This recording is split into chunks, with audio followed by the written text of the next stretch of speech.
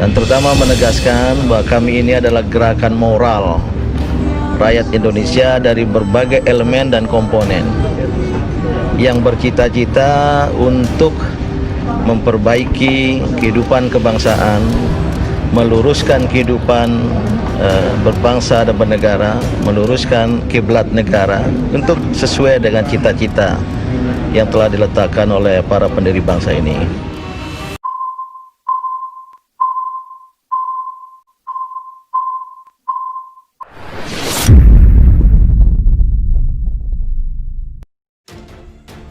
Kami langsung tancap gas. Kita akan bentuk Pokja-Pokja yang serius, tak berhenti di 8 maklumat.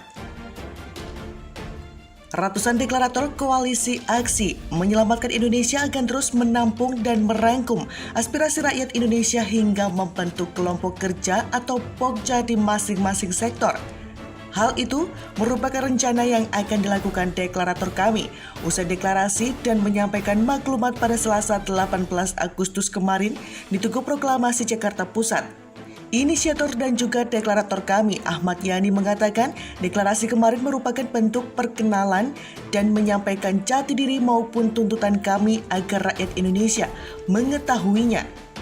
Kami hadir dalam rangka untuk sebagaimana memberikan pandangan-pandangan kami dengan berbagai macam persoalan yang dihadapi negara dan bangsa saat ini, mulai dari soal ekonomi, politik, hukum, sosial budaya, dan lain sebagainya, ujar Ahmad Yani Kamis 20 Agustus.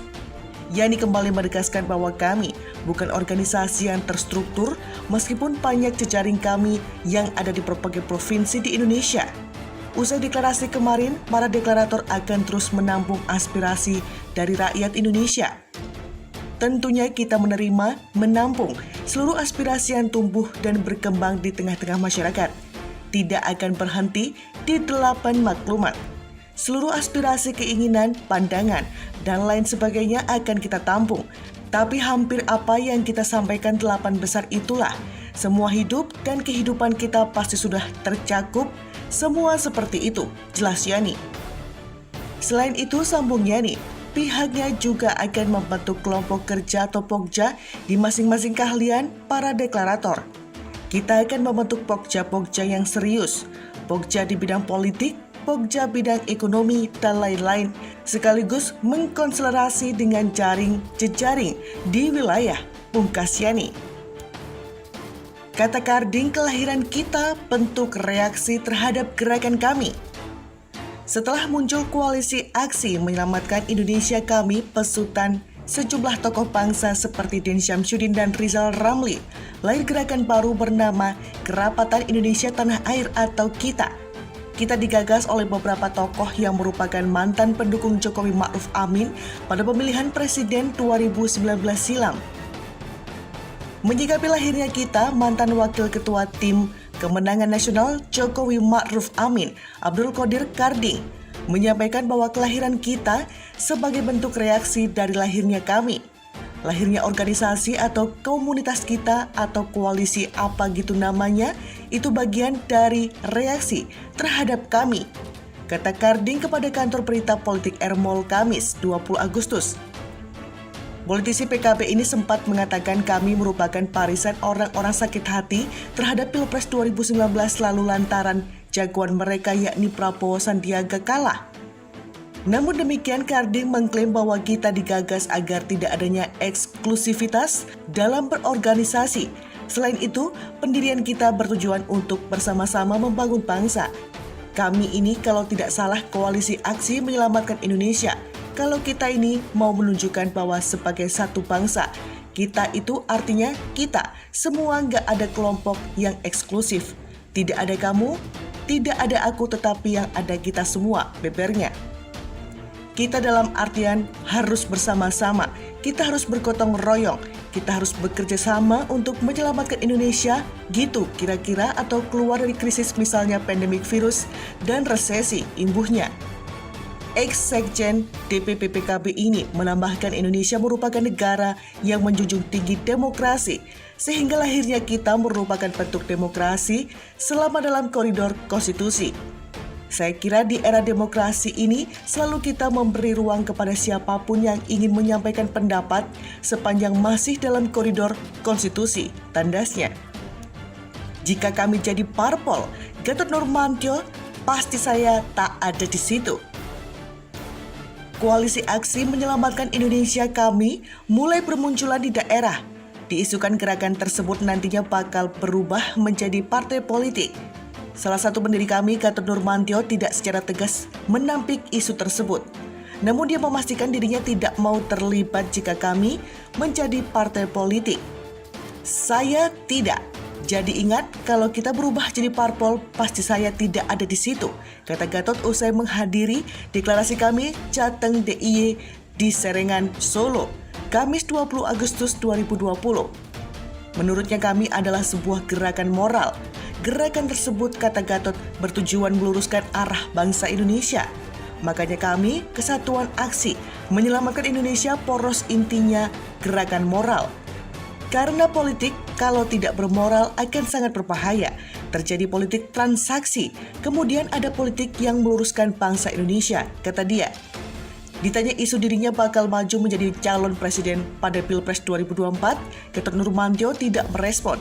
Dia terus berjalan menuju mobil sambil menyapa masyarakat yang hadir dalam acara tersebut. Gatot sebelumnya juga berorasi dalam acara deklarasi kami Jateng DIY di Solo. Mantan Panglima TNI itu menegaskan dirinya menginisiasi pendeklarasian kami bersama sejumlah tokoh seperti Bahtiar Hamsyah, MS Kapan, Rohmat Wahab, dan Din Syamsuddin. Saya bukan ikut-ikutan, saya yang mendirikan bersama para tokoh lainnya, kata Gatot dalam orasinya di Solo siang tadi. Dia mengaku tergerak untuk mendirikan kami setelah muncul pembahasan RUU Haluan Ideologi Pancasila. Dia pun kembali teringat janjinya saat menjadi tentara, yakni untuk setia terhadap NKRI. Ternyata sumpah itu belum saya tunaikan sekarang ini. Seandainya aman, biasa-biasa saja. Pancasila tidak diubah-ubah, saya akan diam. Tetapi kalau ada yang mau mengubah Pancasila menjadi Trisila dan Ekasila, maka saya harus kembali berjuang, ujarnya.